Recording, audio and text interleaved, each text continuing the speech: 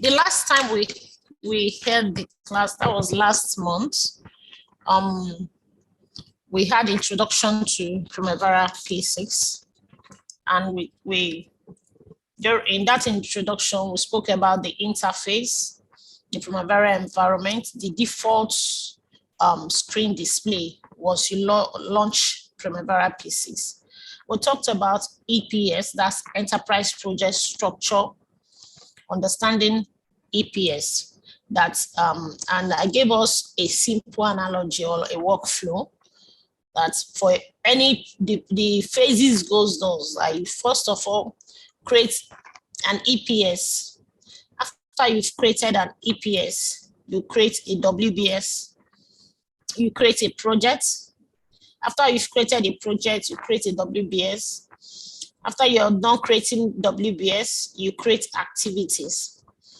And when you're done with activities, you start assigning relationships, duration, resources, and what have you.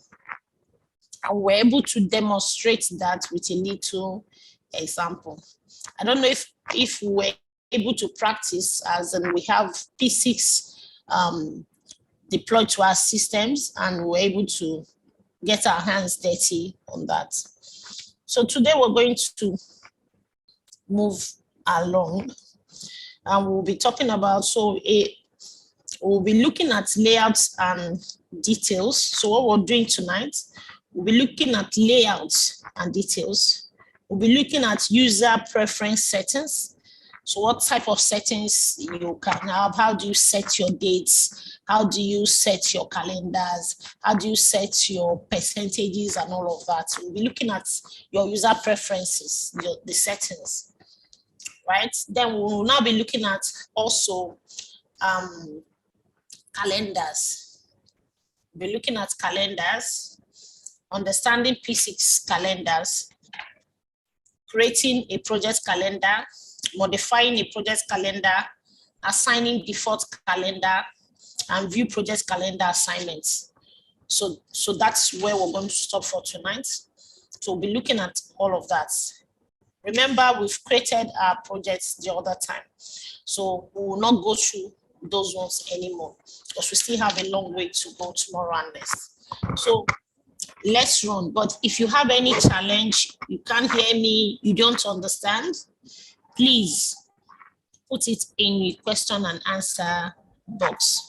Also, if I'm too fast, please indicate so that I will slow down a little bit. Like I said, I want you to hear me clearly, so I don't need to rush. So just let me know so that I can progress. Okay, guys, let's get down to work. I said we're looking at layouts and details. What are layouts in P6? What does it mean? In AutoCAD, we have what layout means in AutoCAD. So Primavera has its own too when you say layouts. Layouts are simply views.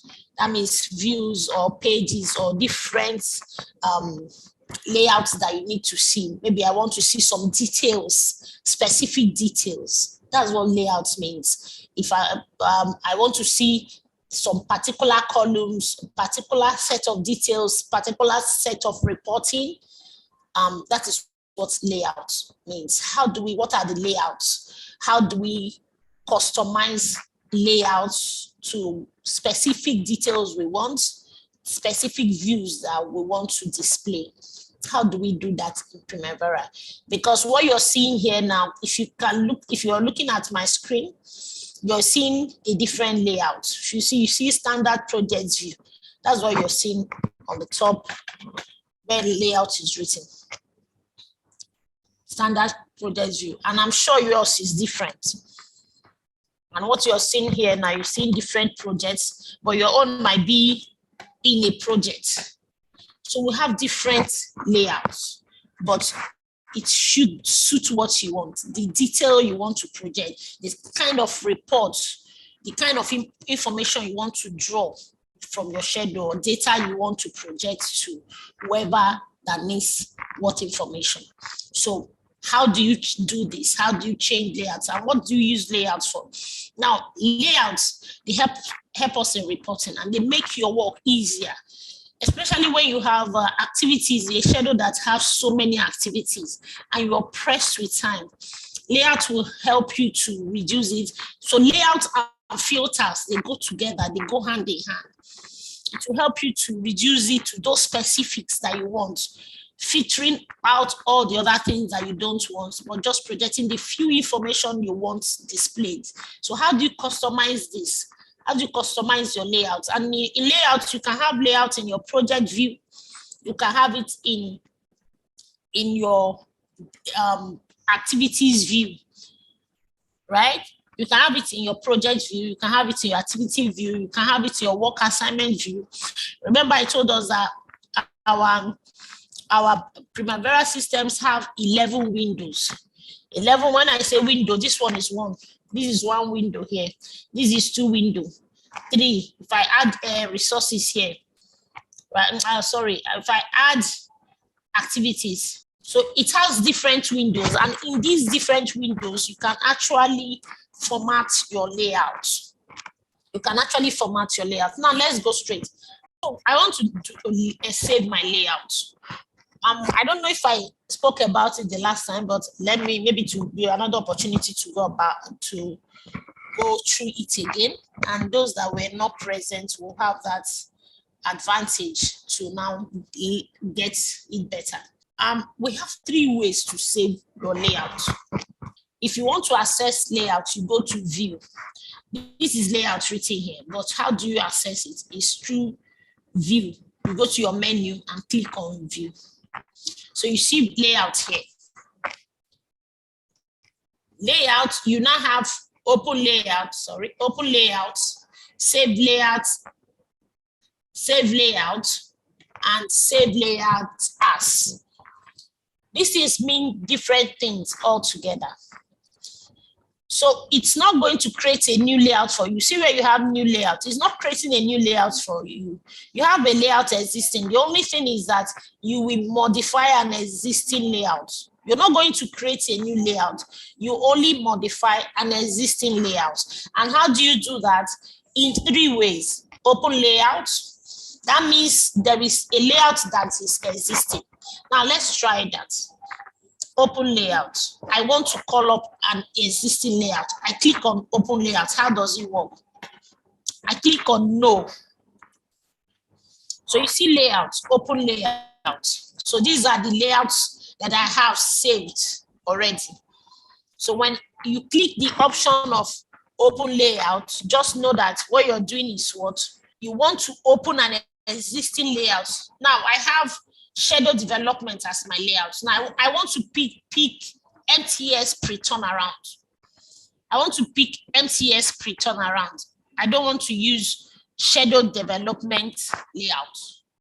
Okay, I click on that and apply. You see, the layout has changed. The details I have here, they are different. They are far, far different. It's the same project, but I'm seeing a different view because this is what I have customized it to look like. Now, let me go back and explain something before I even come here. I was saying that layouts, you want to display details that you want. I remember we spoke about it during the last class. You want to display different details. And what are the details that you want to display? First is you go to your columns and click on it. So maybe I want to bring out predecessors and successors. Remember, I want to develop a planning layout. That what I had there was schedule development. It's also a planning layout. It was just the name might change. But this one I will call it, our layout, we'll name it any IQS schedule development layout, or let's say any IQS layout, schedule dev, right? And what are the columns you need for schedule development? What are the columns? What are the fields that you need that are required for schedule development? One is your activity ID. It's a given, your activity ID, your activity name, your original duration, your start date, your finish date, your predecessor, and your successor columns. So now, what all the things I've mentioned here, your calendar, right? So let me go over it again. First is what? Activity ID, activity name, original duration, start date, finish date, predecessor, which is not displayed here on my screen. It's not there. Predecessor, successor, which is not there. Then I have calendar, resources. Okay. Now, what I have from all the things I've mentioned, we don't have predecessor there. We don't have successor. We don't have calendar. It's not on the screen. What we have is just activity ID, after the serial number, activity name, original duration, start, finish, and resources. So, but I need my predecessor, I need my successor, because those are the ones I will use for relationship, for linking the activities. So I need them in there. Then I need my calendar, because I want to see how actual, how real these dates are. Because I'm actually planning something that is tangible. I'm not planning a fictitious project. I'm planning a real and a life project. So it should have a start date. It should have an end date. It should have relationship. Those are the attributes of an activity. So I have to put in all these columns. And why am I putting this? I don't want each time, maybe my schedule, I'm developing this schedule for like 2 weeks. I don't want, when I come to work every morning, I switch on my system, I will now see default layout. Default layout will now give you, let's try something, and so that I can explain what this default layout I'm talking about. Maybe I have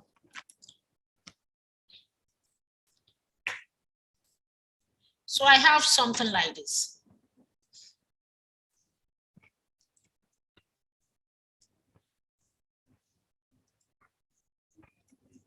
Good. So you see what I have. And this is not what I need to do my schedule development. Remember the columns I talked about for schedule development, but I'm not seeing them here. I'm not seeing them here. So I want such a way that each morning I wake up, I come to open my system, I'm just seeing the fields I need at that particular point in time, the fields I need to do the work I need to do.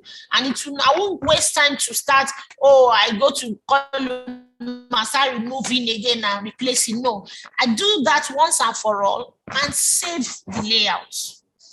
I remove all of that, do that cleanup, save my layout the way I want it.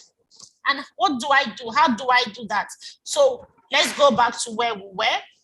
Remember, I picked up,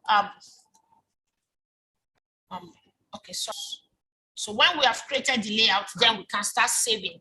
But right now, I just want us to create the layout, design the layout the way we want it. So I picked this, right? This was what I used previously. Okay. Now, this is my layout that I picked up. And we want to modify to what we want, what we're using. And like we rightly pointed out, we've seen that we don't have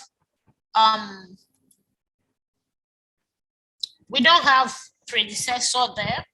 We don't have successor. We don't have calendar. So now we want to add them before we save this layout. Want to add predecessor, successor, and calendar. So how do we add? You go to column. On column, you are now looking for predecessor. Like I mentioned the other time, for me, it's very easy. I know where predecessor because I'm a frequent user. But for a newbie, that is new to Primavera, don't struggle. Don't just struggle or waste your time. That's why you have what we call available options here. Available options. So your available options, you just drop down here and click on find. You're looking for what? Predecessor. Just a few words and find. So you see, it has taken me to predecessor. It's not predecessor details that I want predecessors. And I click on that, use my arrow, the add list arrow to bring it out. Okay? Now moving it down to where I want it to be arranged. So you use this arrow to either send out or send in. This pointer, this double arrow brings out a lot more for you. It brings out one or more rows. It brings out more than one row as selected. It sends it out. But sometimes it can take all of them out or in for you. That's this double. But if you're just doing one, you use these single arrows. Now the top and bottom arrow, I don't know if you're seeing my mouse. This top, this is move up in list. This one is move down in list. So your move arrows help you to move it down to arrange how the sequence is. And the arrangement is from top to bottom of these selected options. It's from your left to your right. It goes from your left to your right. So the ones you want to come first, the second one, the third column, and what have you. That's how it goes. Now, we've brought out our predecessor. The next one is what? Successor. We want to bring out our successor. Voila, it's very close because they are both on that list. They are performing the same function, it's relationship. So with time, when you keep using it, you know, this one is on that list, this one is on that general, this one just like that. But for now, just go to find. Yeah, go to find.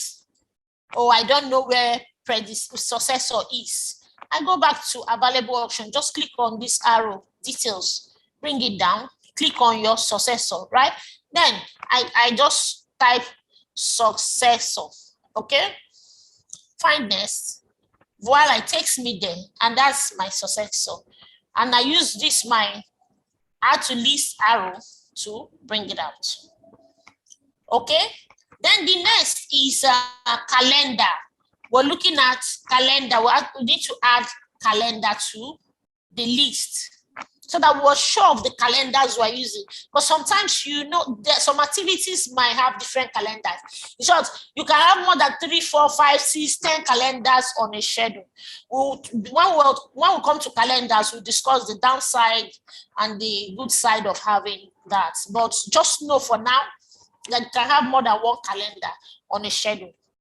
So I've sent this out, right? And I have resources. So I want to bring that calendar.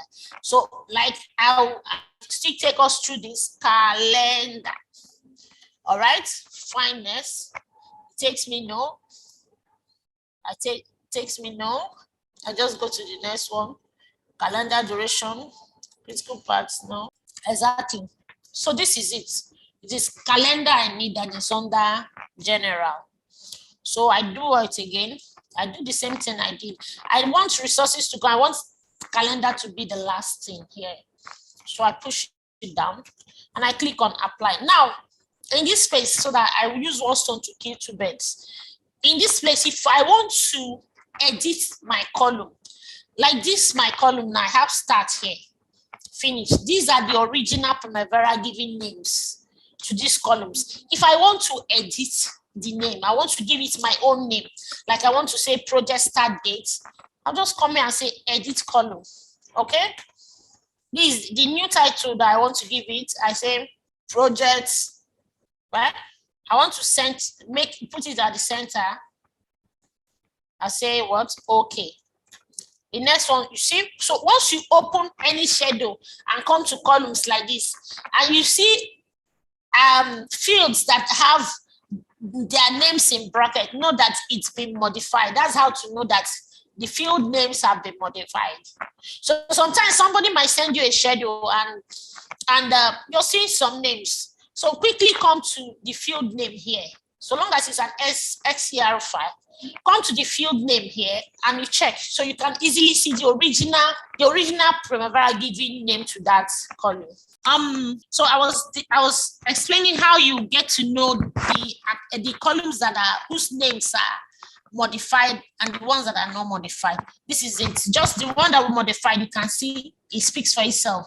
You see the original name will be in brackets. And this is what you do to the rest. Maybe this one too, let's just say, okay, we modify this again. Voila. So this, I changed this again to what? Project finish date. Project finish date. Right? It should be at the center. Okay. You see the same thing. And I just click on apply. Okay. So you see here now, that's our format start and finish has changed to what? Project start date, project finish date. So don't get confused. So someone can decide what he wants to call his column. It's your preference and you just decide to change it to whatever you want to call it. But that is how it is done. So when someone sends a schedule to you and you're a bit confused on whatever should be there, or maybe you are used to start and finish on your own schedule, and when you say, no start now, there's no finish, then the start is there. It's just that the person just tried to customize. That was just it. And you can fish the person out from that, from your columns details, right? Okay, let's progress with our layout. Now, another thing you see about layouts, remember I've talked one thing in layouts when you're forming your layout. One is the columns. That's the fields you want to display. Remember we said we are creating a schedule that's for development, layouts for schedule development, because that is the phase of planning in which we are. The phase now where we've not entered into monitoring and control, we have not entered into scheduling analysis, we are still developing. So what we need is a layout for schedule development. That's what we're doing. So all the fields that will help us, the go-to fields that will make life easier, make the work faster for us, those are the columns we need to display. Every other thing is baggage, so just leave them where they are, to just sit pretty where they are. So bring out the ones that are necessary. That's one. The second thing is filter. Those are the things that works in your layout. You see your columns, your filter, and your group and sort. Your columns, your filter, your group and sort. So I've dealt with columns. Now let's go to group and sort. Group and sort. I don't know if you can all see my cursor. So you see your group and sort on top there. Okay, but if it's not displayed, sometimes you check here, you might not see it. Okay.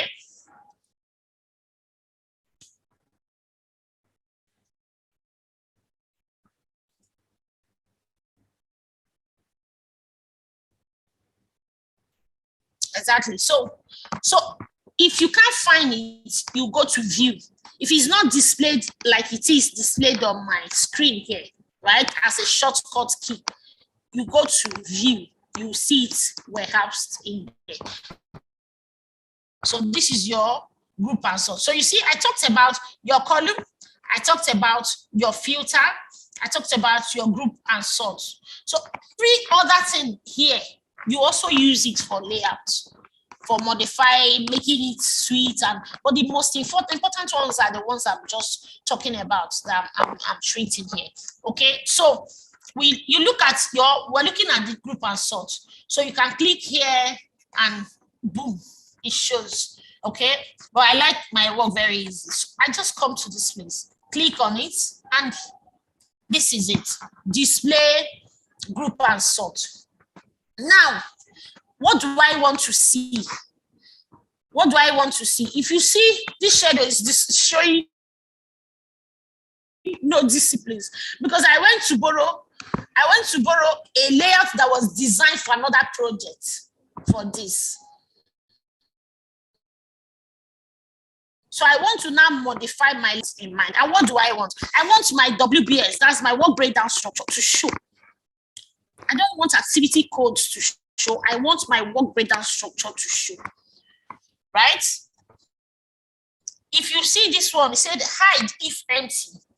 That means if there is any row that you display here that is empty, you should what? Hide it. That means it shouldn't show that.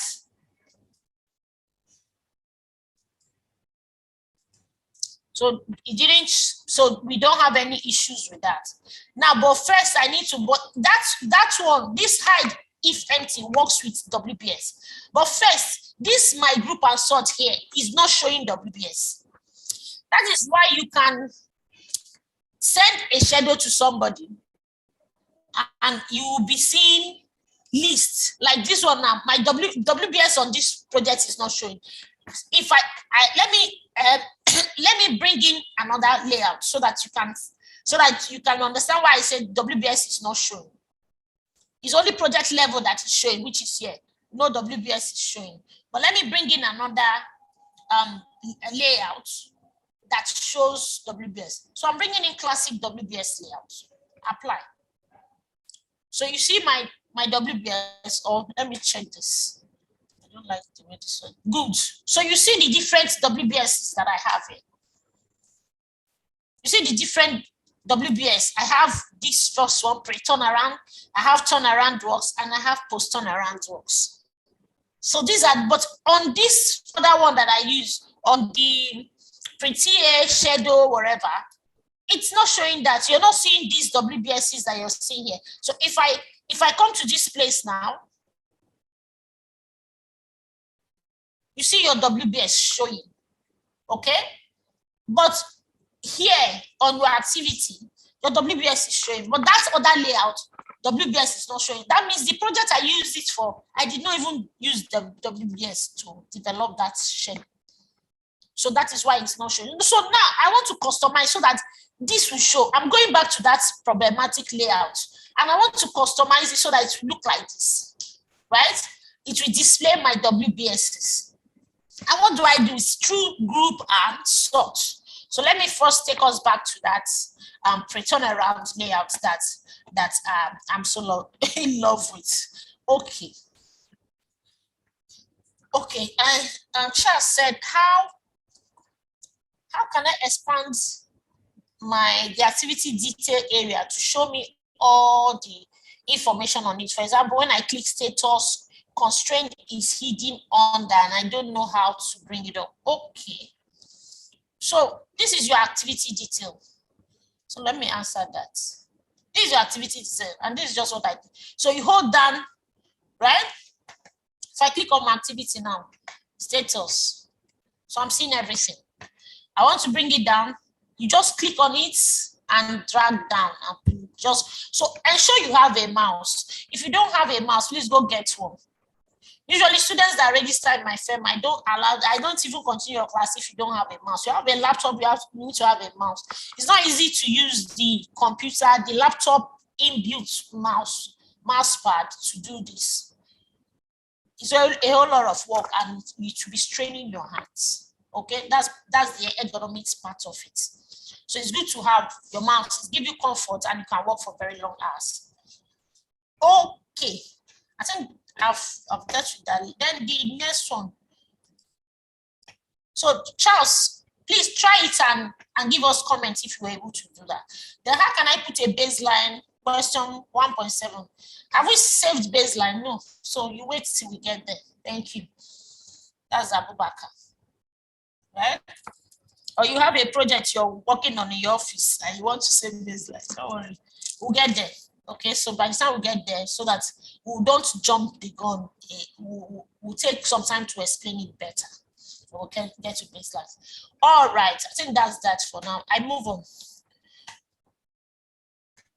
So I was talking about the group and sort, and that I want to bring out my WBS. So I have this already, my project, fantastic, and that is why this is, because if I take this out, let me say I'll bring out WBS here. WBS, right? Apply. Okay. Did you see my WBSs are showing? So My WBSs are all shown. So the WBS that I was looking for, they are all here now. Okay. Although some of them are empty, I don't have activities on them, but they are showing. Now, if I come to this same place, I don't want any WBS that is empty. I don't want to see it. So I will click on hide if empty. Once I do this, I click on apply, it disappears. So all those empty, because it doesn't have an activity, it goes off, right? So, but I want to bring it back. I don't want it. I just want my WBS to come, especially for some new students, that so that they don't find it difficult to follow. So I want to bring back mine. So I unhide it. So I want to modify the, so this my WBS level one. So this level one, I want you to have, maybe I want to change the color. I want to change the color to, although I don't like orange, but let's do, okay, red, maroon, right? I want to change the color to maroon. How am I on my color? Okay, no, it's not. Okay, so I do something close, which I think this close to it. Okay. I want to change my font color. I want to change my font color to, so I want to change my font color to black, right? I want to change it to black. Maybe increase my font, although I wouldn't want to. Change my font style and all of that. You click OK. Okay, so that's done. And I apply. You see, my WBS level color has done what's changed. It has changed. So this is how you format your, okay, so then I come back here, so I go back to default. Okay, it takes me back to default and I apply. Then I'm on hiding this so we can see everything.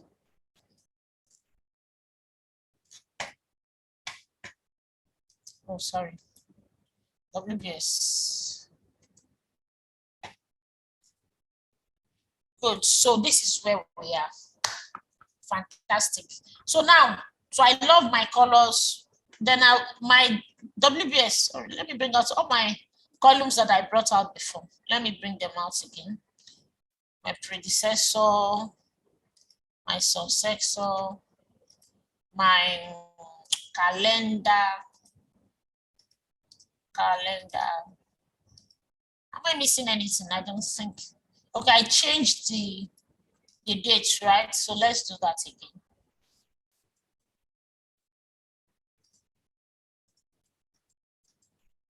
Okay, so I changed this also to rename.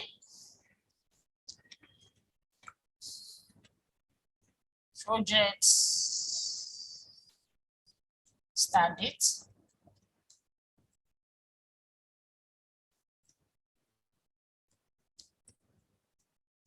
And this other one, center. And this is a project finish date. Projects finish date. I hope we're following. Okay. Apply. You're good. So now, so we've designed our layouts, what we want. This is what we want to see displayed. This is what we want to see displayed.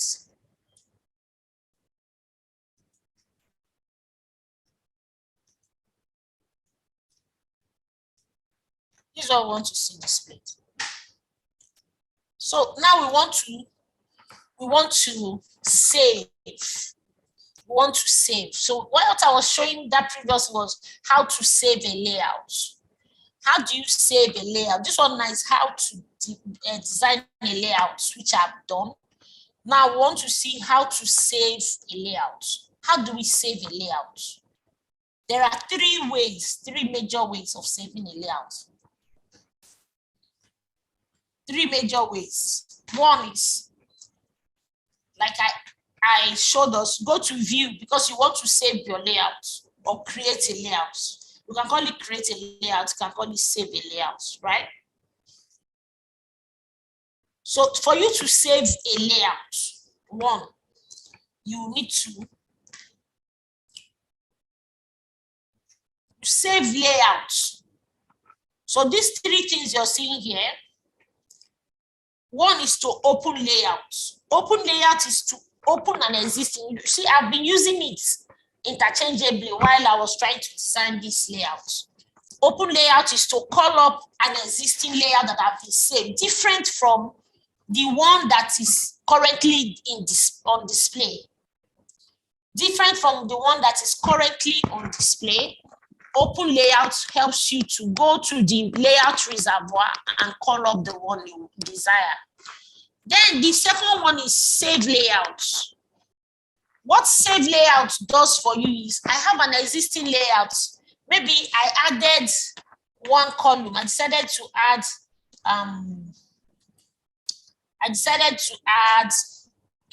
let me say, percentage complete, right? I decided to add units percent complete. I've saved this one before, but I decided to add units percent complete to the what I've done. So I will just go and click save layout. I'm not changing the layout. I'm only updating an existing layout. I'm only updating an existing layout. So the layouts that used to have maybe 3 columns will now have 6, 7, 8, depending on what you added columns to it. The layouts that used to have less column, it will now accept and reflect the updates you've made to it. So what am I repeating? WBS. You were not in class when we did WBS. WBS was the last time. No, we didn't do WBS today. We didn't do WBS today. Okay, but for you to create WBS, I'll quickly just do that. If I want to add WBS, this is your WBS column. Okay. If I click this, it takes me to your WBS window. And I want to add, these are WBS. I want to add another WBS. Just click on add. This is your add. So I indent or outdent because I want them to be all at the same level. I'll just outdent and double click and rename. Let me call it additional work request. Additional work request.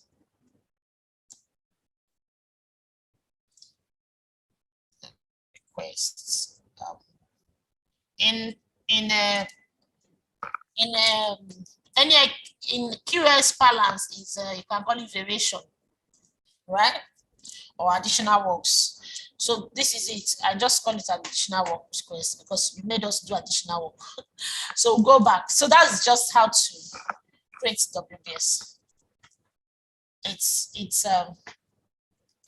that straightforward. Okay, Ademola, hope you've seen that. Okay, let's go ahead.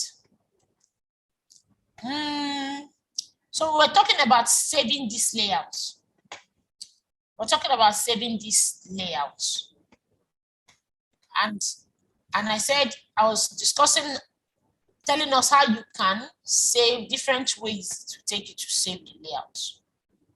Okay, this is your open layout. And I said your open layout leads you, you just say, would you like to save changes to this layout? You say no, because you want to go and call up an existing layout. You want to go and call up another layout that is not this one. You do not want to make any amendments. You only want to just pick a different layout. Like I want to pick this. No, I don't want to change this again. Please, I don't want to change it, right? So I just say cancel so that it doesn't alter what I've done. Okay. So, but now I want to save, and I want to save it as. It's just like when you are saving in Word, right? Once you click on save, It's just updates. But when you want to save it as a new document, you save as. So that's the same thing here. Your Word, Excel, and all of that. That's how this one works as well. So you go to View, Save As. So now, in your Save As, if you see what I did here, just there's something you are seeing and you might not understand it. Here you see user admin. You see some layouts here, and you see these ones are global, right? These ones are global. Now this global layout, everybody, that is anybody that has access to, maybe you are, like when I was using my office system, I could show you different people that has connection, that have access. So that when I want to save, it pops up every other person's thing.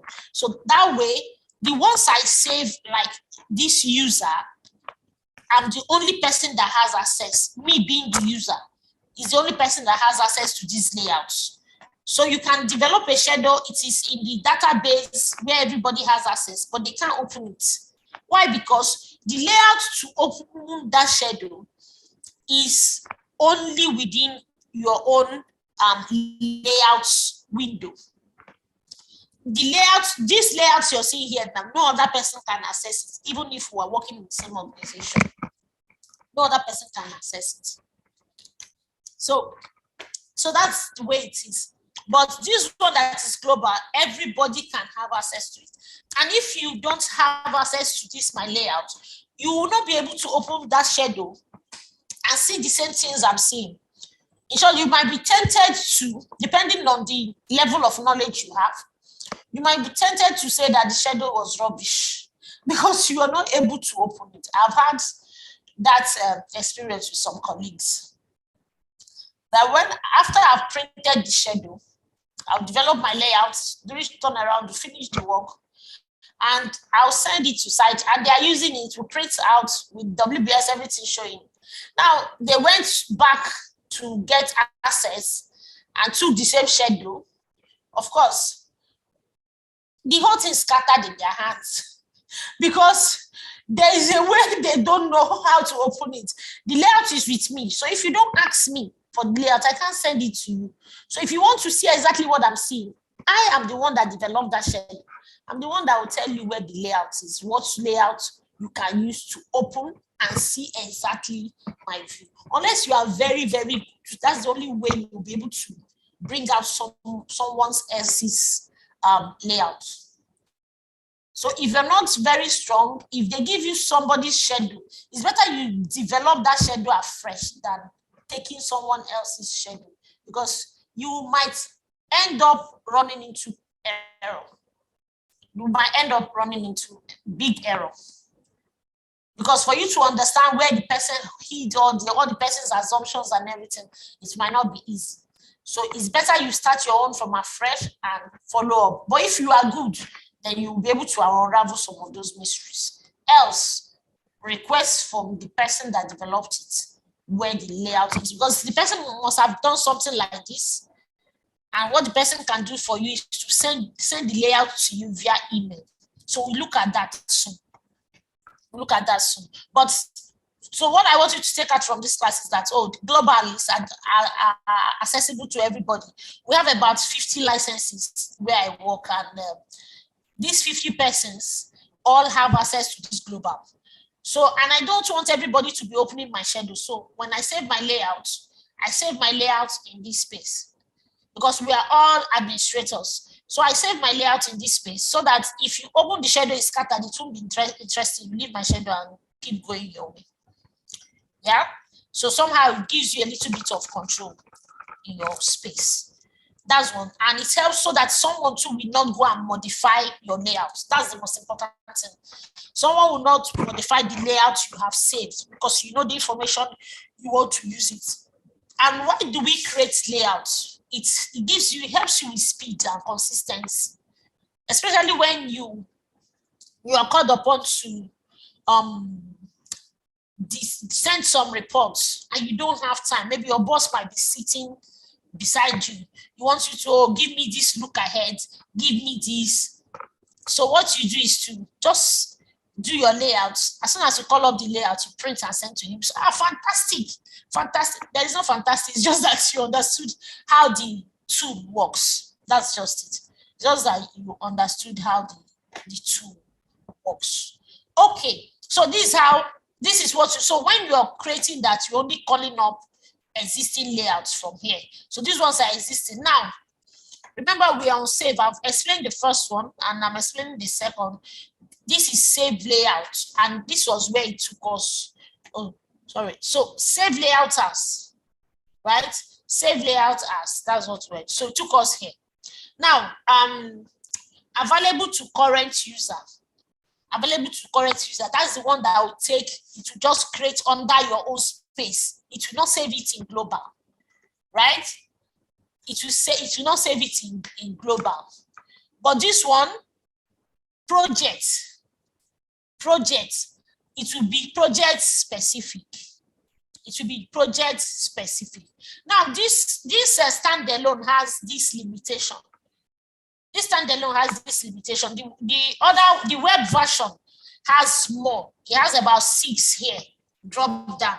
It has to another layout. Like if I want to give layout and create for another person, I can drop down and the person, the user, I can search here and get the user. But this one is just a standalone, so that's why you can only see my name there. There is no other user. I'm the alpha and omega of this one. So, but in those other web applications, like what you see in big IOCs, because in big IOCs you will not see this. They will not use this standalone. They will use the web version, and that web version you have all your colleagues logged on at the same time. So in that space, you need to work smartly so that you can still maintain a bit of decorum and access control. Okay, so there you can create for projects, you can create a new user, you can create for other people, but I can't explain that on that because I can't drop that. But they still follow this same sequence. So all of them are warehousing this available to. So you drop that, you see others. But for this one, you only have this current user and projects. Those are the only two. And I'm sure if you're using your standalone, that's what you have as well. This current user and projects. Let's proceed. So I want to change the name.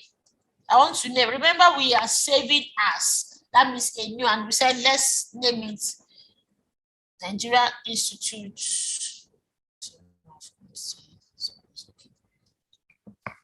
Okay, so we now save. Right? Save. So if I want to see that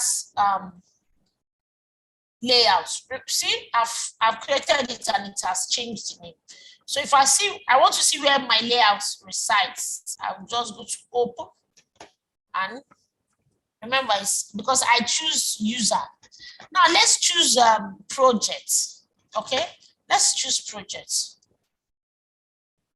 Save layout as, and I drop down here and say what project. Let me put 1. Version 1. So let's see what we've saved. So it has changed to this. So you see, this is project. So the number of layouts you are saving for this project is showing here. The number of layouts you created for this project is shown here. So that's how you'll be creating different types of projects. So what you change, if I want to change, what I'm changing is either the group as such, or I'm changing my colors, or I'm changing my columns, right? Or I'm changing my top and bottom. So, but under this view is what you change. So when you change the view, you do what? When you change the view, you do what? You save layout to keep that view that you've modified. You change layout. Okay, let's proceed. So let me check questions. Abubakar, Primavera has a different risk model and it's not part of this class. It has a different risk model. It has analytics module, so we have different modules for Primavera. So it's not part of the scope of this class, right? So when you click on this, just drag it up. That's what I said. So I guess you saw that now. So I'm bringing it down. So I just click on and drag, pull your mouse. Okay, click on and pull it down, just like that. It's pretty simple, like my lecturer said. It's pretty simple. Okay. So I hope you're good now. That's Charles. I think you should be good if you're still online. Okay, let's proceed. I've explained this, what you do in this space, right? So the next thing is, we've seen how to save. Now, another thing I need to mention is, what happens if somebody sends me a schedule? Remember I said it's not easy for you to open the schedule another person developed, unless the person sends you the layout. So that's the beauty of layout. Except the person sends you the layout. Now, if a contractor is sending a schedule to me, that's for clients, planners, right? Or cost engineer or project controls engineer. So if a client is sending that to you, right? What you do, a contractor is sending that to you. What you request for is the schedule, the ZAR file, that's XER, that's ZAR file, the ZAR file, and the layout. If the person sends you a ZAR and PDF copy as well, he will send you PDF copy, ZAR file, and layout. Now, why? Your PDF is your Dalton, is your baseline, or is your reference point. Now, you can always, everyone can relate with PDF. And you say the person will now send it on PDF. Now, you want to see exactly what I'm saying on PDF. I want to see the same thing in P6. So that's why it's sending you the ZAR file. So when the ZAR file is sent to you, you import into your Primavera environment. Remember when we said how to create projects? Importing is one of the ways we create projects. So once you import that schedule, when you open it using your own normal layout, it might be scattered. It might not be showing you the same thing that your PDF is showing you. I had that problem when I started. So a contractor, one of our contractors sent me the ZAR file, sent me PDF. And by the time I opened the schedule, I was not seeing WBS. But the PDF, even hard copy the guy sent to me, had WBS. Then I didn't know, I wasn't so grounded then. And I was struggling to open the man schedule to review, and I'm to review. So I'm reviewing the work of my master. You know, my job was to review. And I didn't have anybody around me that could help. So good at it. I think one of my bosses now, I think they went abroad to get this, to go for the training. So he was kind enough to give me one of the manuals, and I looked at that. I think that was how I found my way around it. So the guy was really nasty on me and said, if you don't know, better ask them to employ another person. So when I talk about battle scars, so that was one of it. So but that's it. But after struggling, I was able to come out. I didn't sink. I swam and I was able to open the shell. But it can be that embarrassing if you don't swim. It can be that embarrassing. So what I was supposed to do at that point was to ask the guy to send me his layout. I won't even be struggling with trying to open the schedule that I did not develop. I don't bother my head about it. I didn't develop it. I didn't even if it's your colleague that develop it. Like myself, when my colleagues are going on leave, they share layouts. When you do your handover, you share layouts. Oh, take this layout. This is the layout I'm using. Oh, where is it in the database? You say you screenshot the place it is in the database, and you send layout to the person as an attachment. It's part of your handover. So So when a contractor sends you a schedule, please request that they send the layout. The documents a contractor planner should send to you. So irrespective of the area, whether contractor, client, or whatever, unless you are a client and you are doing it for yourself. But if someone is sending a schedule to you and that schedule, you need to view it in the ZAR format, please request for these three things. The ZAR file, that's the Primavera file, the PDF, which will be like your reference point to see if you're seeing the right thing, the layout as an attachment, it will be sent to you. Then the SBR, that's the basis of schedule. Those are the 4 documents you need to request for. So when they send you these 4 documents, you look at it then.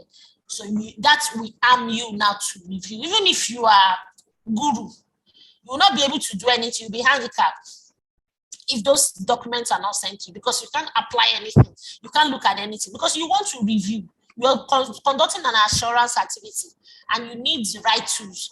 And those are the right tools you need to conduct your schedule assurance. Okay. I hope I'm not speaking jargon. All right. Since I don't have any more questions, that means I'm aligned. Okay. I talked about importing layout and exporting layout. So you can import layout because I said when they send you this schedule, what do? You export layout. So how do I export layout? And how do I import layout? I go to open. So for you to import a layout and export a layout, that project or that schedule must be open. That's rule number 1. It must be open, just like we have. If you have it in your project view like this, you cannot import. If it's like this, you can't import layouts here. So this is where activity view, that is where you can import and export your layouts. So so people say, it did not happen. It's because you're doing the wrong thing, right? So make sure you are on your activity view before you can implement importing and exporting layout. Now, how do I export layout? We want to export first before we import. How do I export layout? So I click on this. I just want to see any layout at all. I want to see any layout at all. So this is our famous layout. We want to export it. How? Export. So once I save it on my desktop, okay? Let me be sure where I want it. Okay. I have it here. Open. Save. Okay, I've saved it. So from where I have it now, right? I can. So you can assume that someone sent you. So you see what your layout looks like. It looks like a notepad file. So that's what it looks like. Now, it cannot be assumed that somebody sent you this as an attachment to an email. So you just cut it off from there and put it in a folder before you now import it. So let's assume that a contractor sent this to you and you want to import it. So first, if you want to import remember I mentioned something before you export, you must open the schedule in activities view. Rule number 1, then you can open the layout and export. Now, if you want to import a layout, if your schedule is not open, you can't import. You must import into. Your layout must be imported into an open schedule. That means if I sent you a ZAR file and I sent you a layout and you did not import the ZAR file first, which is the schedule, you can't import layout. Or which layouts? Do you want to see? But I'm telling you from experience. You want to see the layout of a schedule that was sent and you did not import the schedule. So what do you want to see? You can't, it will not import. So you will not be struggling. No, it don't work, it work. It work. It's just that you're doing something wrong, right? There's something you're not getting right and it had to be corrected. So what do? First, you import the ZAR file first. Import the Primavera file, that's the ZAR file. So I keep using the right word so that you don't make mistakes. Or when you see them, it will look like a strange thing. So you import the ZAR file first, then you will now open that ZAR file, open the project as and make it open. Go to your activities view before you import your schedule and before you import your layout. So I will assume in this case that we have our activities. This is my schedule that I've imported and it is open. So now I can import my layout. This is my famous layout that my contractor has sent to me and it is on my desktop already. So it's through the desktop that you don't put it in my computer. No, it must be on your desktop before you can import it.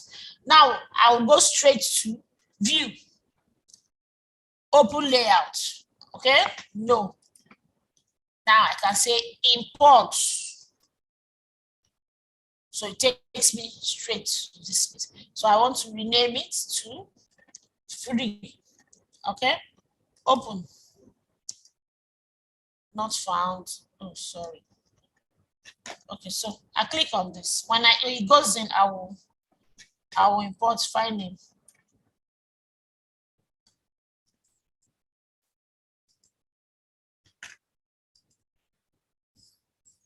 So I start again. Import.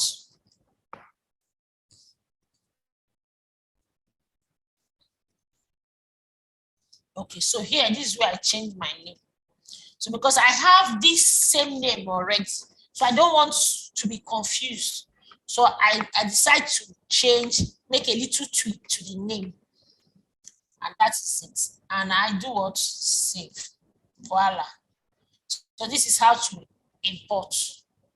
This is how to import. So we've done export and import. And that is that with layouts and details. Okay. Now we'll go to the next is user preference. User preference. User preferences. User preferences. And what does it do for you? What is the essence? Why do we need it? So this is where you do, it's more or less your settings.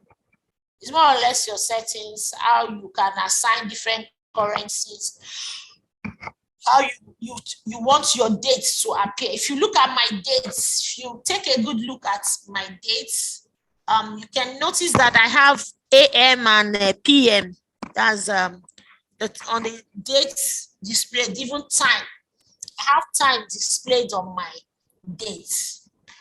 Okay, so this is because we work in hours. We do turnarounds in hours. We don't plan in days. Projects we plan in days, but turnarounds we plan in hours. So I needed to show this so that I'm sure that as I'm looking at my dates, they are corresponding. If I say 40 hours, 40 hours should be 40 hours and it should know where it should terminate. So that's why I display my time.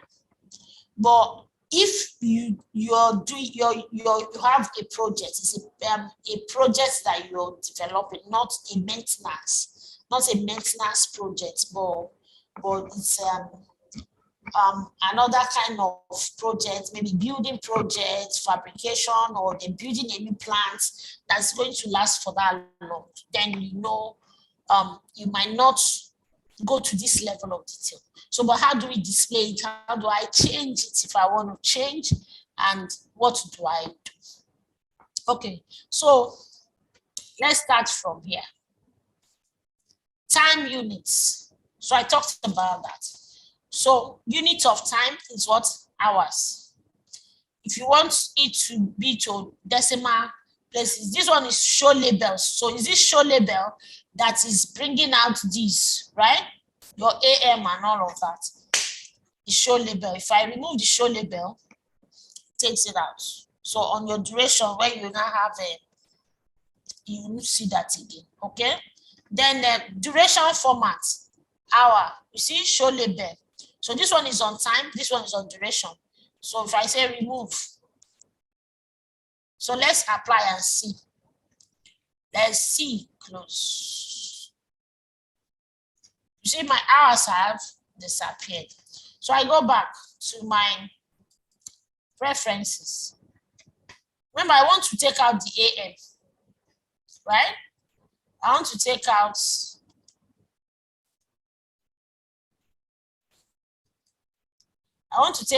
the AM. So I go to dates. You see, here, I checked if you have PM and whatever.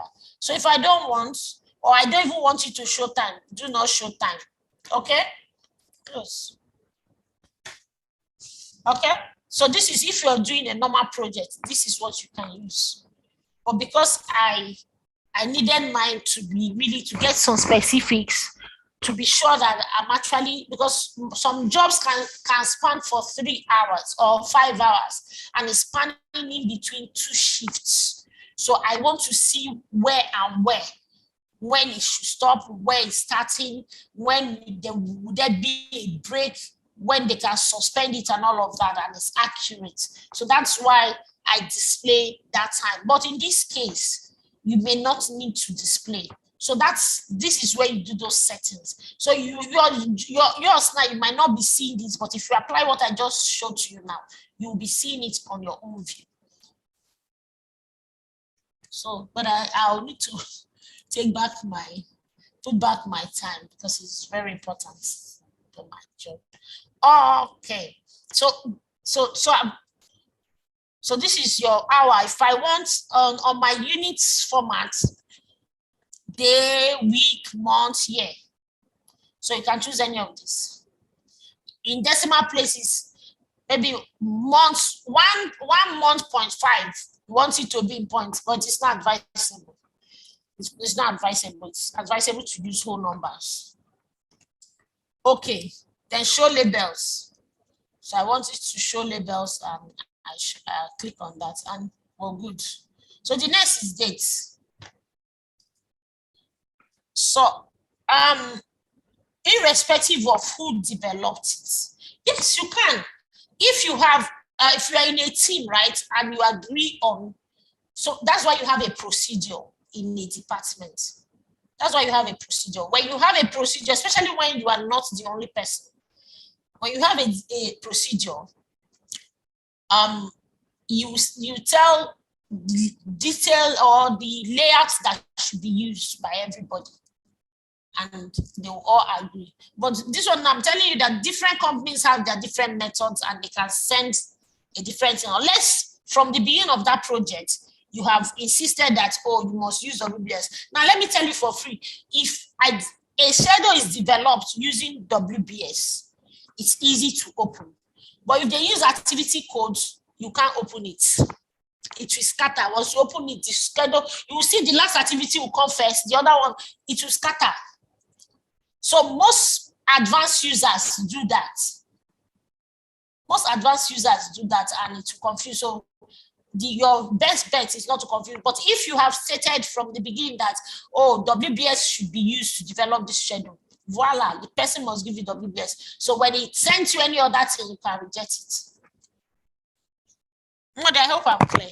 But me, I know how to, even if you use codes, I can maneuver, because a thief will always catch another thief. So that's just it. But that's the simple way of managing. But if anybody that develops a schedule using WBS, it's very easy to open. You don't need the only thing it might not be the same color, but it might be the same details, because the person used WBS. But if the person did not use WBS, if you open your WBS, if you open here, just like I did when I opened that schedule, there was nothing showing now. If you open this place, you will not see anything. All this blue you see, you will see, it's only this one line you open. It's only this first line. That's what you see. That's the project. All this one you will not see. Then when you come to this place, here, everything will scatter. You only see only this one line. Every other activity will scatter. Like this one might come first. This 10:30 might come first. The other one might go to Jerusalem. Just like that. Everything will just upside down. You'll be confused. And if you are the type that has pride, you now say the person doesn't know what he's doing. This contractor knows nothing. You know, but you are the one that has that knowledge gap. But that's what it is. But it's safer if you are the client to give the specification to say this schedule should be developed to level 5. I need it, and because even on your SBR, it should be stated. Even the layout will be on the SBR. I need an SBR of schedule narration, right? Narrative. Then or you say this schedule must be developed using a WBS, whatever. So it's the onus is on you. That's the simplest way. A schedule that is developed using WBS can be opened by anybody. Just use any of the WBS, classic, whatever, and anything that has WBS in that global layout, you can open it with those ones. But if not, if you did not specify, you have no, it's not terms of the contract. It's not in the terms of contract, so it can be abided by. I hope that answers your question. It's advisable to use, and if somebody is sending to use WBS. Yeah, so it will help you. WBS is the easier and it's the fastest. So why making something that is easy difficult?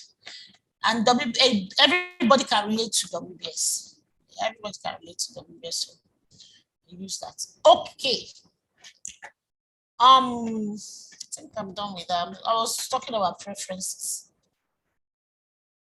So we're on dates, and I said months, units, names, and all of that. Then here is 12-hour.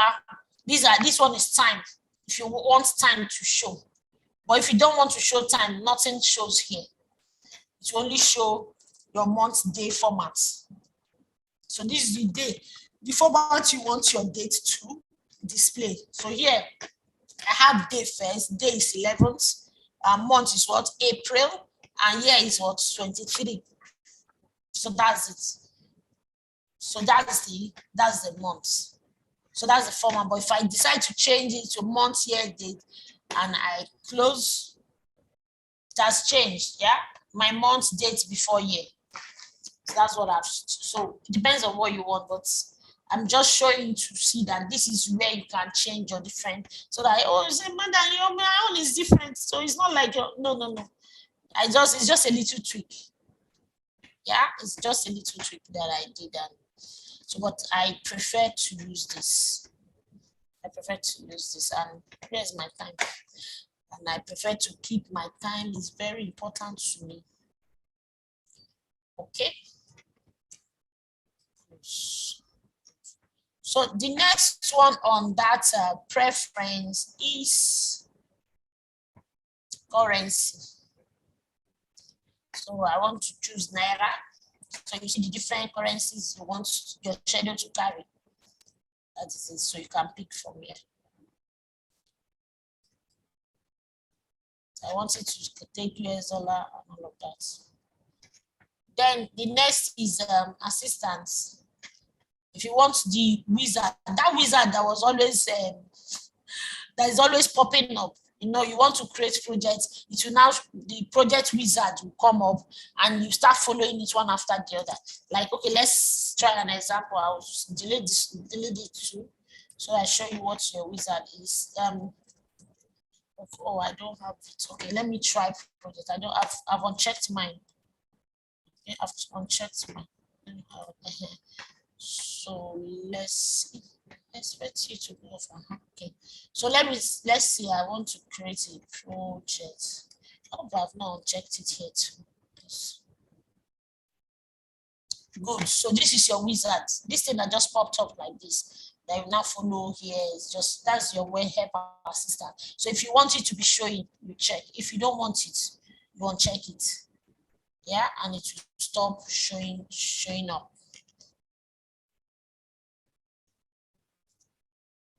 Okay. So I have, I'll go back to my activity. And edit.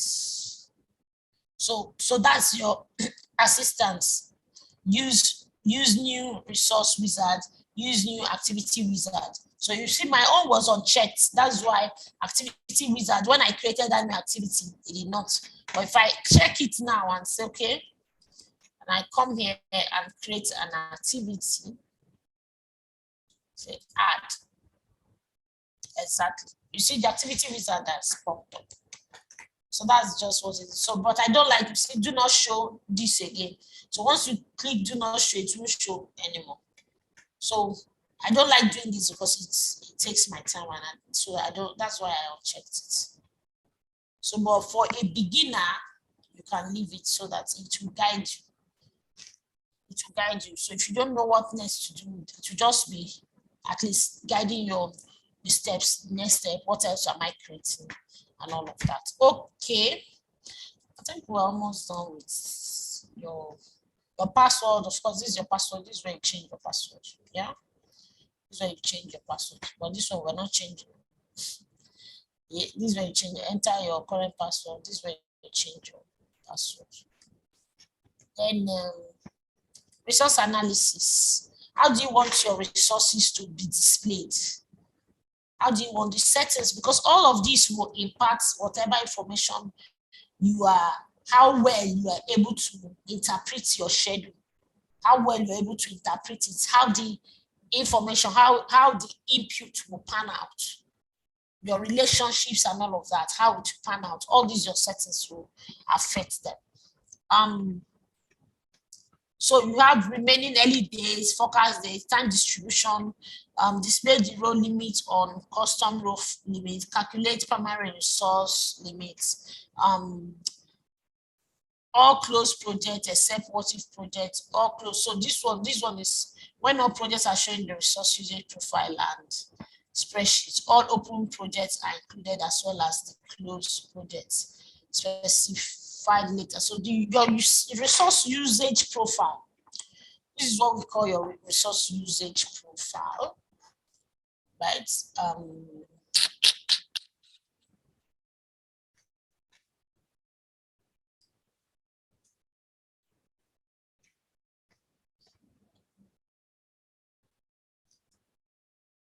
Okay, so this is your, so this schedule is not showing anything because it's not resource loaded.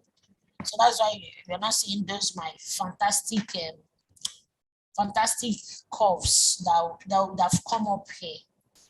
Let me see if I can shift this a little bit. Good, that would have come out from here. You would have seen it. All those histograms that will be displayed here. But this schedule is not resource loaded, so you can't see much. But that is where your resource usage profile. So you're telling the schedule, oh, whenever I go to my resource usage profile, this is what I want you to display by default. So let's go back there. View, sorry, edit. Okay. So it should display all projects except what if all closed projects with a leveling priority higher than 1. Open projects only. So there is no way you ask it to open all the projects, because when you are you're leveling everything, when resource leveling, maybe we'll discuss that later. When you are leveling resources, you can't start leveling everything unless you have a group of projects, a portfolio of projects that you are planning across at the same time. Then you can do that. But if not, you only do resources per project, per open project, as per the project, the specific project you are working on. And especially when it's a contractor that is involved, fine, every project will have its own dedicated resource, right? So you don't need to start affecting, jamming A, B, C, D, and jam their head together in the name of leveling resources. No. So you only treat the projects one after the other as they come. Don't. So that's why here we say only open projects, and we open only one project. Okay. Then Interval for time distributed resource calculation is daily. So you can also say hourly, you can say weekly. For it to, so the distributions that's here. If you see this calendar now that I showed pulled up here, Wednesday, Thursday, Friday, Saturday is daily, but I can also decide to change it to hourly. Yeah, I can also decide to change it to hourly. So most times when I'm doing resource leveling or overlocation, I'm doing analysis of overlocation, I change to hourly because my schedule is in hours. But if I'm not doing that, I don't bother. I change to hours to see, especially when I'm working on a confined space and I have overhead crane. That's a common resource that is constrained, that you can't bring in another one in that space. Then what I do is I do that resource analysis and try to do a workaround. So then I want to see which hour, because I will now plan to the hour. I'm not even planning in days anymore. I want to plan to the hour to be sure that this over allocation that is showing is actually over allocated or not. So that's when, but ordinarily I leave it per day. I check my over allocations per day. So it's also good to synchronize all your dates. If you're planning your schedule in hours, please do your resource in hours, right? Because it will not go through that granular. But if you are planning your schedule in dates, please do your resource in days. If you're planning your schedule in days, do your resource in days. So this place here that you have this time scale distribution, it should be days. Yeah.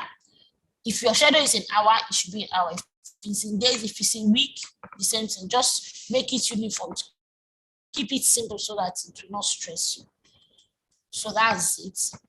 Display the row limits based on custom row, calculate primary resource limits. So those are the details using your resource analysis. So this is where you set them. But usually I use the default unless I want to change one or two. Yeah. When we come to resource analysis, we'll treat some of them. We might not have the time to treat everything, but I'll try my best. Calculations. So this one is for your resource assignments. The resource I thought I would see baseline and the scheduling. Okay. When adding multiple resource assignment activities, present the units, duration, and okay. So your resource assignment shows your unit. So this and this also shows you your resources, still works on your resources. So the first one, this one we talked about was just on your distribution, your resource assignment distribution here. While the other one is on, let me show you what your resource assignment looks like. This is it. So if I have resource loaded that schedule, let me just get a schedule to use to show you. View, top, that's still good.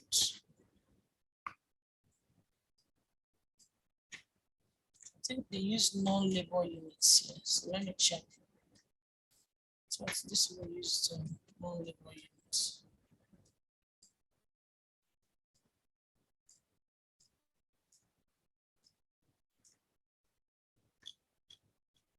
So this is exactly, so this is your resource assignment. What you're seeing here, rolled up, that's your resource assignment. Daily, rolled up, that's what you're seeing. This is daily budgeted. So if you want to make it cumulative, it's coming out that way.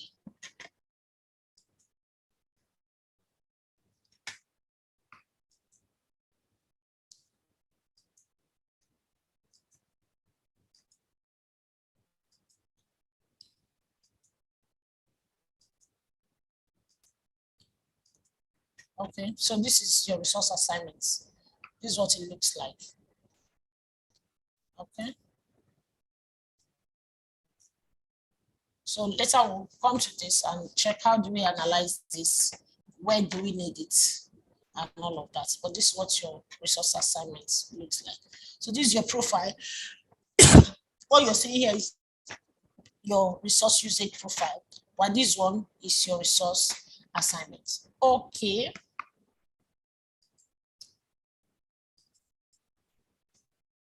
Your calculations, okay, we've done that. Then your startup filters, resource filters, rows, OBS, activity codes, and costs. So later we'll talk about, we'll treat resources differently.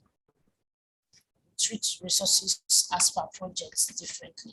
And I'll show us how to create, especially your look aheads, your user defined look aheads and all of that. We'll look at that later. Okay. So that's that for user preferences and settings. So for today, we'll be looking at calendar. I hope we're able to finish it. Calendar is a place that I'm always very careful. But let's start. So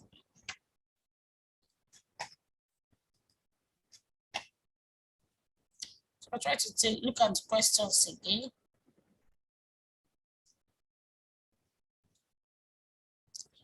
Yes, we have answered. Okay. Please, Ma, what is our allocation of resources analysis? What is overallocation? Okay, overallocation of resources analysis. First, what is overallocation? Overallocation is when the resources are not enough. That's what, simply put, the resources are not enough. So there are some parts that you see overallocation. Maybe I have 20 men to do the job, and on that day you need 40 men to do the job. So it will, and in your pool you have only 20, so it will show you overallocation, to show you a red, to pick the red. So when we get to that analysis, you see it. So you pick a red, and at the end of the day you find out that you now need to start leveling, or which day doesn't need much people, that I can now cut down this job, or this job that I intend to do one day and I need 40 men, can't I do it tomorrow or next tomorrow? I'm feeling that the days that I don't have much work, can't I move it? Is it possible to move this work, or should I extend the project start date since I don't have enough men? Because it's not a matter of, oh, I need 30 engineers and I go to the street and get 30 engineers, or I need 30 masons, I go to the street and get 30 masons, or flood the whole site with masons. No, you might have a confined space and you can't put 30 persons there, right? You might have, there was a time we used a crane, 750-ton crane. It's a monster crane, and I was told that they only have 3 in the world. So that type of crane, we had to wait and align our turnaround to when that crane would be available before they ship it to Nigeria. So that type of crane, you will not say, no, I need 3. Your allocation has, your schedule has shown that you needed 3 on a particular day. So I go and get 3 and let me put it down here. First of all, do you know how much? A 250-ton crane is 1 million naira per day for hiring. 250-ton crane, let alone a 750-ton crane, and you now need to do your foundation. So those are the analysis you do before you can now advise on, okay, this is the route, this is the procurement route you should use, and all of that.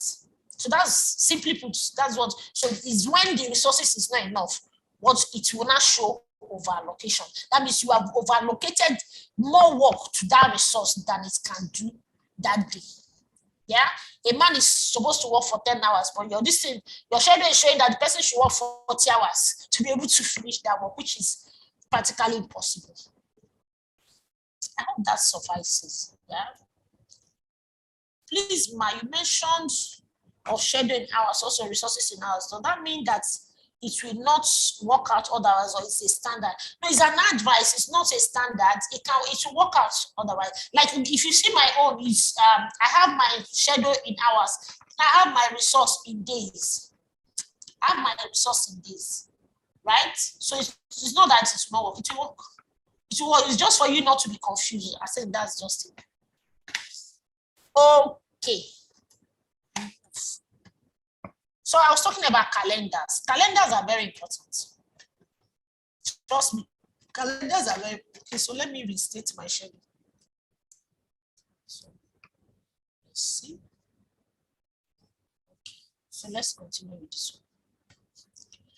Now, we're looking at calendars. Remember I said something about calendar. And this thing still has my calendar good. So calendar, usually for you to create a calendar in Primavera, you copy from an existing template. So Primavera has some templates. What you do is to copy and modify. What you do is copy, excuse me. What you do is copy and modify. So how do you do that?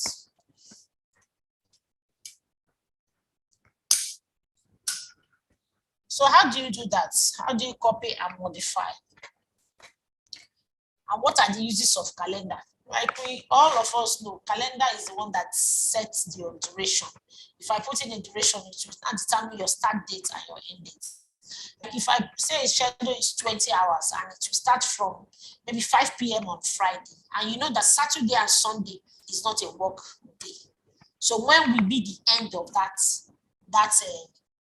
activity of 20 hours, so to speak? It will be on Monday, maybe end of work day at COB on Monday. So that's what it will show you. Right? That's what it will show you. So that calendar will indicate. So we'll be seeing how we create calendar, understanding P6 calendar. So how do we understand P6 calendar? So let's go to calendars. Okay.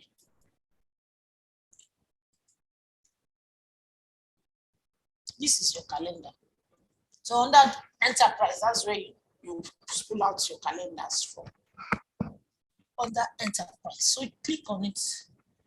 So here you see different types of what? Calendar. Different types. So we have 3 types of calendar in P6. You have your global calendar, okay?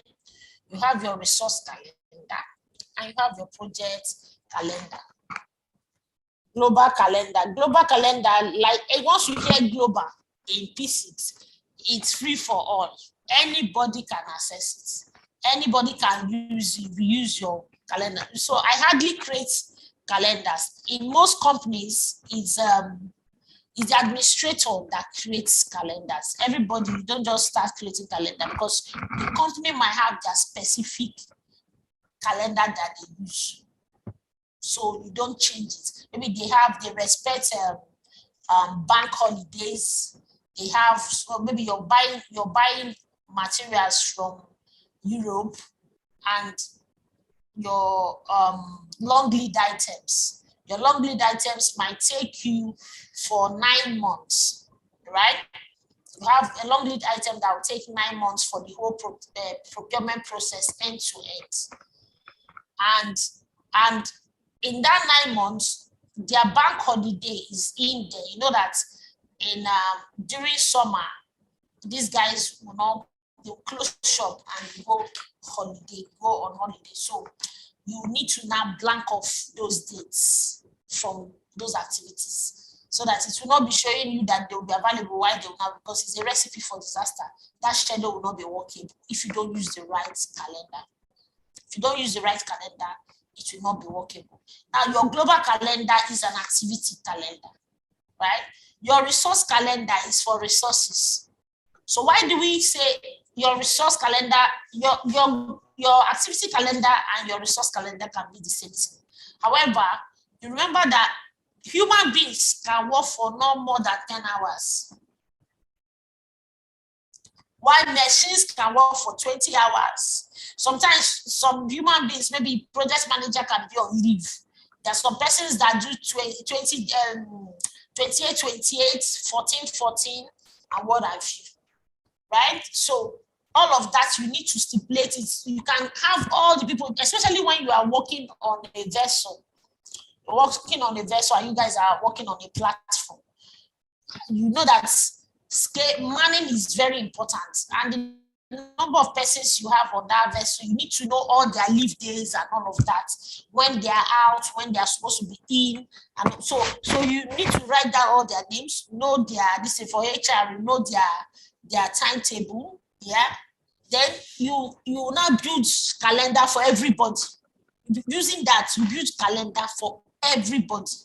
So if this man is Chidi's calendar, so the days that he needs to be available is what will be displayed on his calendar. The days that he will not be available. So if you have someone that has a very good skill and a rare skill, you won't send him on, when you look at your schedule, you not send him on rest the day that work is supposed to be done. Or you will not plan his day separate, his work day separate, and him is working on another day. That's the value he's supposed to give to the company. He will not be available to give it to the company, or his absence will cause considerable delay on the project. So, or you will not manage HSE. So you need to look at that. It's critical, especially where space is a constraint or resource is a constraint. And this happens more on a platform projects as maintenance or drilling or whatever for those in the IOCs. But for normal projects where you can easily bring in someone and take him out, you don't bother so much about resources because you can always bring in human beings. Remember, our resources are free. You have material, you have human beings, and you have equipment. Okay, so that is, and it's only human beings that has a human being and equipment has a resource calendar. Materials don't have resource calendar. Yeah. Then projects calendar is a calendar that is only for that project. It's meant for only that project. The project is a special project. You're doing day and night, or you are running 3 shifts. There was a time they were suggesting that we run 3 shifts so that each shift will be 8 hours. Because right now we run 2 shifts, 10 hours. But they were suggesting we run 3 shifts, 8 hours, so that the whole 24 hours, there will be no rest. Everybody is working. You know, so that shows if it's 3 shifts or how many shifts, you have to indicate it. You have to indicate it, right? So you might have 3, for that type of job, you might have 3 calendars. Shift 1 calendar, shift 2 calendar, shift 3 calendar, shift 4 calendar, just like that, right? So that's for calendar. I think I've explained that enough. Let's move to the next. Create a project calendar. Like I said, when you're creating a project calendar, so we are creating a project calendar. So when you want to create global calendar, you go to global. Okay? Now we are into creating now. When you want to create, you go to global.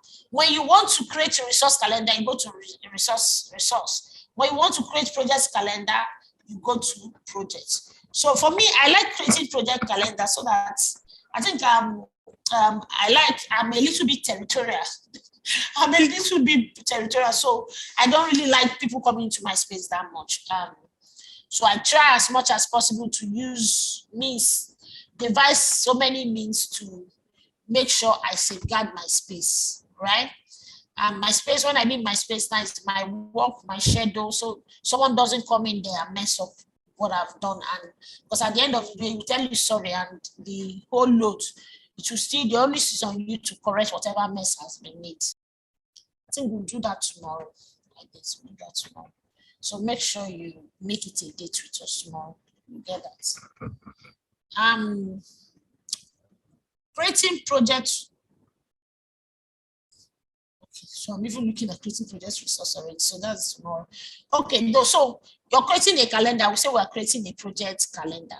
Now, I want us to create a project calendar. How do I create? I said when you want to create a project calendar, first you click on this. And now let's agree on the attributes or the features of our calendar. The features of our project calendar. What and what should the calendar have? First, the calendar should be a project. It should align with the terms of the contract.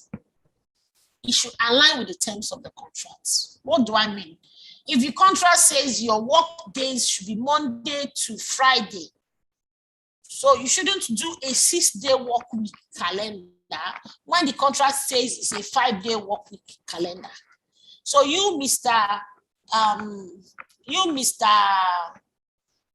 Client Planner, the first thing you check is in your assurance is to check the calendar. Okay, what is this your calendar? What does it? So you need to understand your contract. Understand your contract. reads the contract in and out, because you will be administering that contract based on the terms and looking at the schedule to be sure it's aligned to the terms of contract as agreed by both parties.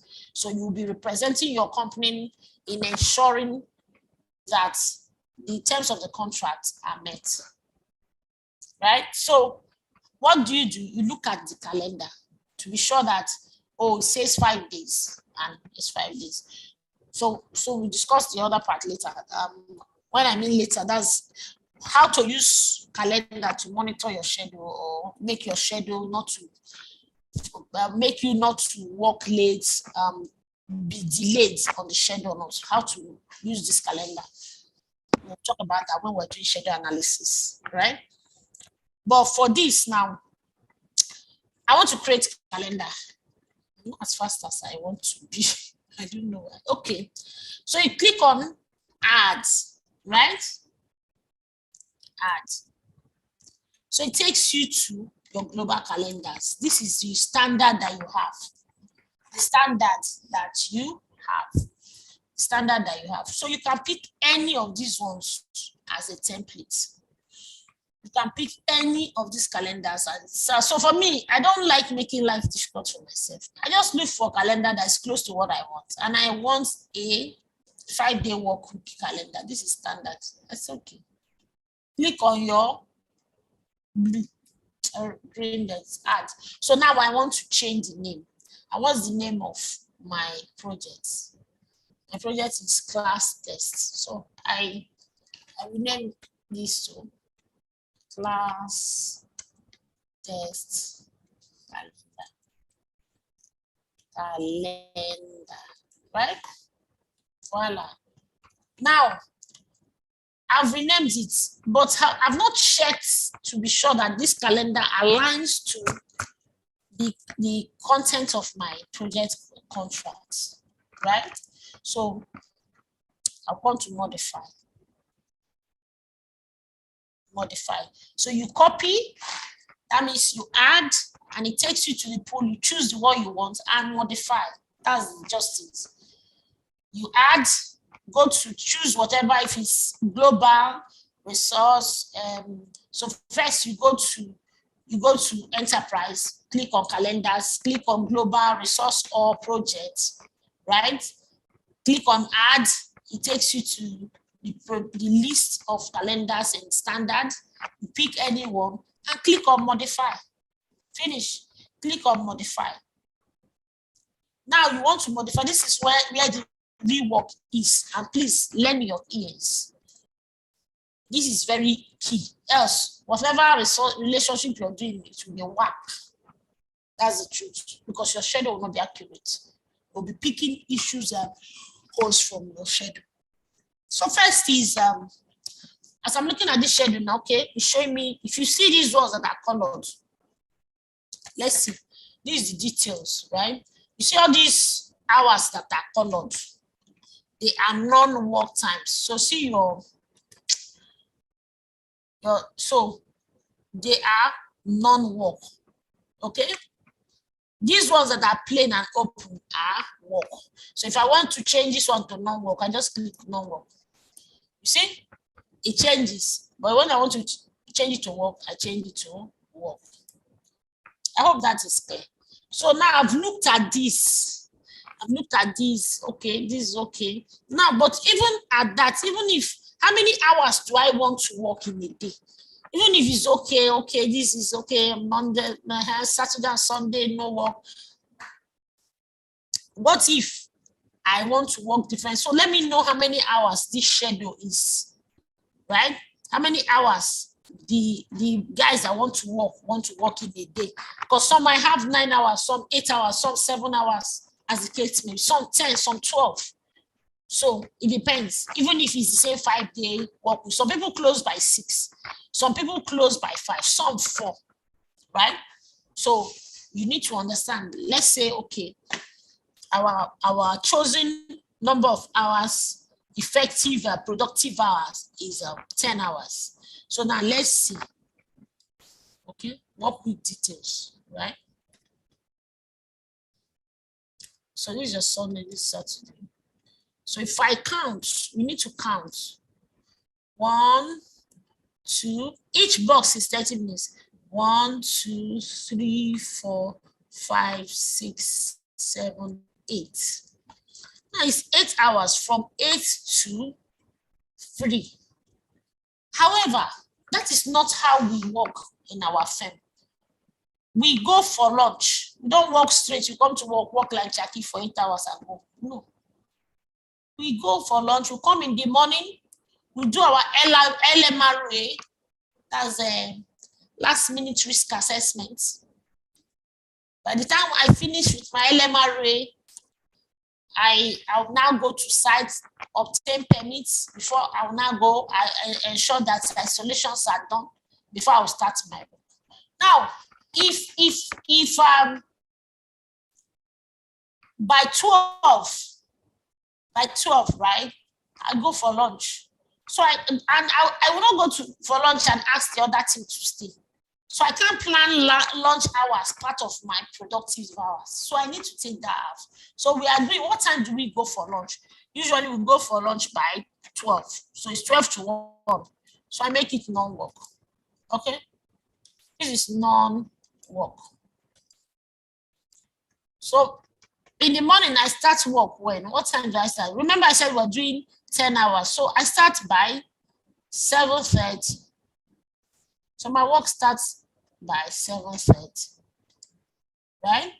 So when I get to 12, this, go and rest then, because I'm doing 10 hours work. This is work, this is work, ouch. This is work. So let me see if we have up to 10 hours. This is 1, 2, 3, 4. This is for 30 minutes, 4. 1, 2, 3, 4. So we have 30 minutes left, right? So this to 5:30, good. So now we have 10 hours. And this is reflecting exactly what we want, not this, right? This is reflecting exactly what we want, not this. So you do that for this one, do that for this, you do it for Monday to Friday. And well, you're fine. So you can now assume that your schedule is what's accurate. It's accurate. So you see, this is showing 8 hours. But that day that which day did I?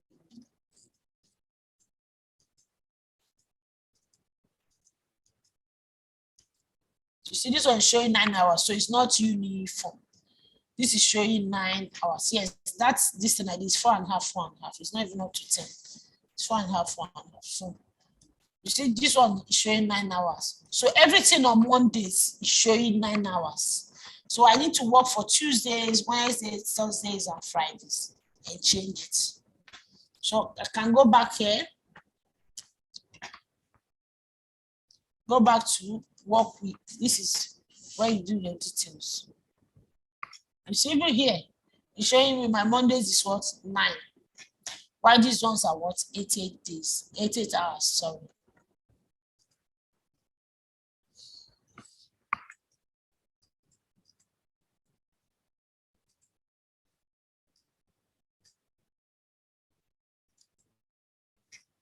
So remember, I said we want 10 hours. So I'll close by 6, right? So I start by 7:30 and close by 6. Close the site at 6 on the dot. So my Tuesday to 12.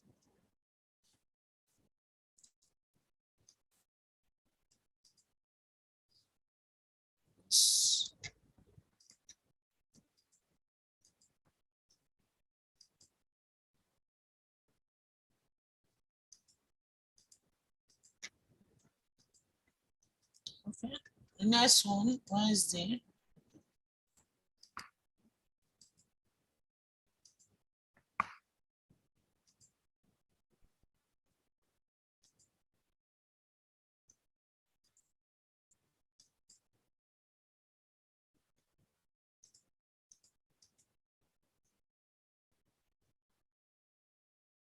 So work.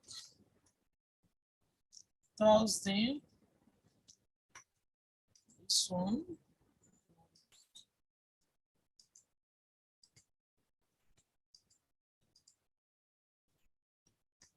Once you must eat lunch or for lunch.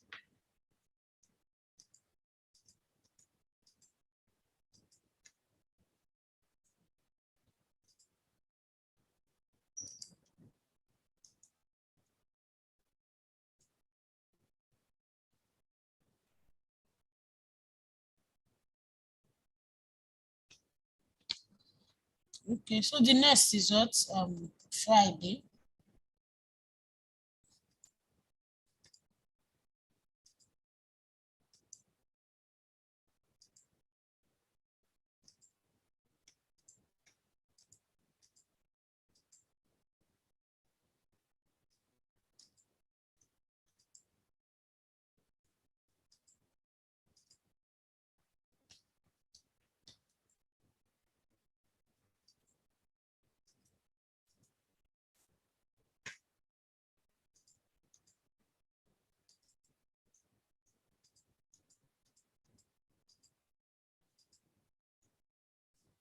You see, I'm seeing my errors now. So this is 9.5, this is 9.5, this is 9.5, this is 10. So Thursday, we need to check Thursday.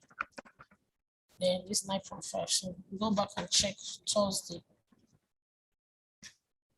Display this Thursday.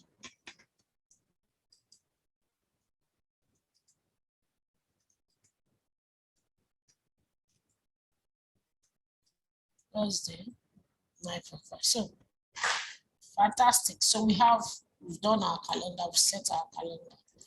So now we have this standard calendar done. So your time periods, change them up, but here it has rolled up by itself.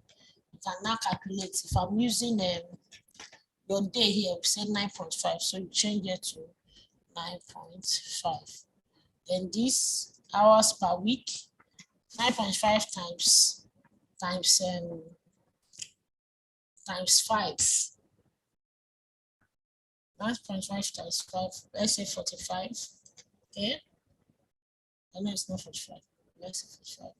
Then so this is how you calculate. This one you calculate times it by 30.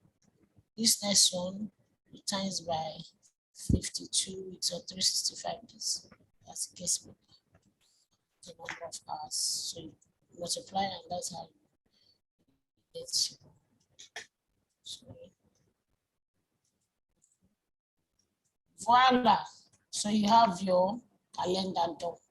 So once you set this calendar, you don't change it. So that's why I said sometimes that I don't create calendars every day. I can't remember the last time I created calendar, if not for this class or whenever I train students, because calendars are not stuff that you create every day. The ones I used during like 10 years ago, I still use those calendars. The ones I created 6 years ago for turnarounds, I still use them, and that's what everybody uses because the system has not changed. That's what you get when you are working in a place that uses more of procedure. So you don't really change things at will. Yeah. Then for you to change, there must be a management of change. So I don't change. I've not had cause to change the calendar because the system have not changed. We still do our work 2 shifts. So I've created a calendar that shows only day shift, only night shift, and some are 24 hours. Those are the 3 calendars I use. 24 hours work, that's for operations activity. Then I have day shift only, especially high risk activity, confined space activity. I use day shift only. But it depends on so you need to really know a lot. You need to understand your company policies. Nobody will explain that to you when you're building your schedule. So if you are reviewing a contractor's schedule, those are the things to look at. So I was talking about last minute risk assessments. There are some persons that you will not put that in schedule, but you need to know when in the life of the project that this happens, so that you don't plan that to be effective work hours where everybody will stand down and be discussing work processes and all of that. And you have put it on your schedule that they are going. So it's a recipe for disaster. Because while they are having their pep talks, their HSC pep talks, your schedule has shown that they should have started working from 2 hours ago. Who will do the work? Company HSC policies supersede whatever procedure you want to put in there. So you need to understand all these dynamics. But even if you are new, someone in the company before will help you. You have someone that will aid you, that will tell you, okay, no, this is how it works. Of course, you make your mistakes too, and you learn from there. But that's that about calendars. So now, how do we assign? We've created calendar. How do we assign it to activities? How do I assign this calendar? Remember, see where we brought out calendar. That's why we brought out this calendar. How do we assign it? Right? So let's see. So you click here. It's showing global calendars here. And that was not where you created your schedule. Remember, you created your schedule on that project. So what do? You click on projects. So you see, class test calendar. Click on this and assign. Right? So that's how, if it's the same calendar you're using for all of them, you keep assigning them one after the other. Take this one. Right? You take this and assign. But since I'm using all of them, I don't want to be assigning one. Maybe I have so many activities. I don't want to do that. So I click on this, the first one, shift key, right? Go to the last, click on it. Yeah. And I do fill down. So it changes everything for me. I go to refresh. So that's that with calendars. I did what today. So that's it. So this is how to assign your calendar. This is how to view calendar. Viewing calendar is by inserting your column and you're seeing the calendars for each of them. So even if I want another calendar here, I can click on this and go back to global, right? And I use in short, this one, 7 days we want to do this one. I choose this one. I can decide, oh no, this one, we need to change it. So, another calendar, we don't want that's it. This one is for customs. So put custom, maybe it's a procurement activity. So depending on the details that we outlined there. So this is how to assign different like I said that I use 3 calendars, right? I use 3 calendars on my projects, but you can use one. It's advisable to use one because the problem with 2 different calendars is that, but if it's inevitable, you don't have a choice. If it's inevitable, you don't have a choice. So because activity that you do day and night, you can't say it's only day and not give it only day calendar. That means it's wrong. The activity, the predecessor or the successor activity will have a wrong start date. So I think I've dealt with what we have to do for today. I don't know if anyone has questions. Let me see the questions. Question chat. Yes, anyone I have not responded to. Now, why is it that Monday working hours is different from the rest of the days in a particular week? Which now is the rest 8 hours. Okay, I think I've answered that question. It's supposed to be the same. It's because I did not edit it, which I've done. You understand? So that has been sorted. Yeah, so resources, don't worry, tomorrow we'll deal with that. So that's where we're starting from. Creating project resource, creating and assigning resource calendar and all of that. So that's what we're going to deal with tomorrow. Okay? So make sure you are there. Make sure you are there. So do resource, we'll work on group and sort. Although I did the little group and sort today. So I won't touch the group and sort. I'll work on filtering, project time scale, bar formatting. Those are the things we'll work on. So all these bars in your Gantt, how do you format them? Those are the ones I'll work on tomorrow. So any other question? So time for questions. I think we have a few minutes. I did you all time today. That's good. I've managed all the questions, so there is no other question. No other questions. Thank you so very much, Ma. We really appreciate the time you have taken out to do proper justice to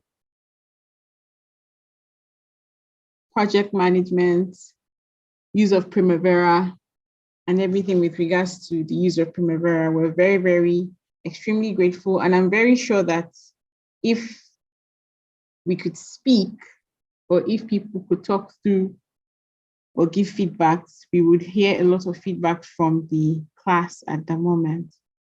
QSCJ, do you have any inputs before we wrap up this session? Yeah, thank you for that. Somebody actually asked me a question he was not able to post on. So the question goes like this. He said, how were you able to create the Naira currency in your preferences? I don't know if she can attend to that, because I know that by default, Primavera does not come with Naira currency. So, but they spotted it out in her preferences while she was presenting something on there.